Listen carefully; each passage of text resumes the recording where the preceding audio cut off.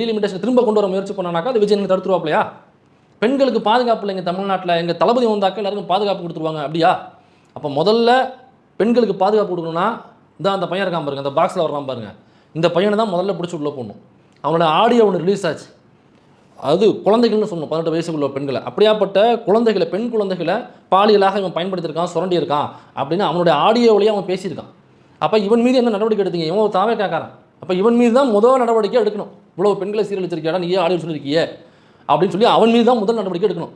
ரெண்டாவதாக அந்த நாமக்கல்ல உள்ள தாவேக பொறுப்பாளர், அந்த கட்சியில் உள்ள ஒரு பெண்ணு விஜய் கூட நான் வந்து ஃபோட்டோ எடுக்க வைக்கிறேன், பார்க்க வைக்கிறேன்னு சொல்லிட்டு அந்த பேரை சொல்லி அந்த பெண்ணை பாலியலாக சுரண்டுறதுக்காக அவங்க வீட்டில் புருஷன் நேரத்தில் உள்ள கொண்டான்.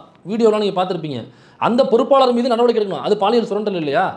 அப்போ அவன் மீது 2வது நடவடிக்கை எடுக்கணும். அடுத்ததாக இந்த குட்டி என்கிற பிரகாசம்னு சொல்லிட்டு பூந்தமல்லி நின்னாப்புல, அவர் இப்போ பூந்தமல்லி எம்எல்ஏ, அவர் ஒரு கட்சி நிகழ்ச்சி நடத்தும் பொழுது அங்கே வந்த பெண்களை, அந்த கட்சியினுடைய பெண்களையே தவறாக அவர் கை வைத்தார் அப்படின்னு அந்த கட்சியில் உள்ள பெண்ணு கம்ப்ளைண்ட் பண்ணுச்சு.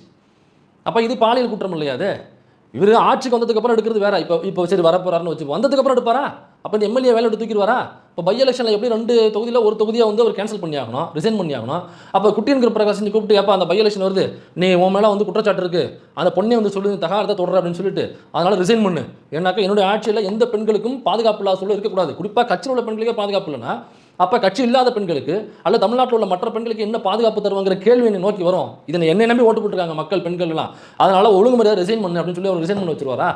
அதேமாதிரி பேராவூரில் உள்ள கேண்டிடேட், அவர் மேலே பட்டுக்கோட்டை கேண்டிடேட், இப்போ அவரும் வந்து ஒரு பாலியல் குற்றச்சாட்டில் ஒன்று அவர் ஒரு ஊரில் திருவிழா நடக்கும்பொழுது அங்கே இப்போ ஒரு பொண்ணுக்கிட்ட வந்து தவறாக நடந்தார் போல் இருக்குது. அது அந்த ஜாதி சங்கங்கள்லாம் சேர்ந்து கூட கண்டித்து வெளியிட்டு அறிக்கை வெளியிட்டு இப்போ அவரை கட்சியை விட்டு நீக்கிடுவாரா? ஏன்னா கட்சியில் பொறுப்பாளராக இருக்கார், கேண்டிடேட் வேறு அவர் இப்படி பாலியல் குற்றச்சாட்டு நம்பர் 1னாக்கா அப்புறம் பெண்கள் எப்படி நம்ம உடனடியாக நடவடிக்கை எடுத்துருவாரா? கரூரில் அந்த சம்பவம் நடக்கும் பொழுது ஒரு பொண்ணு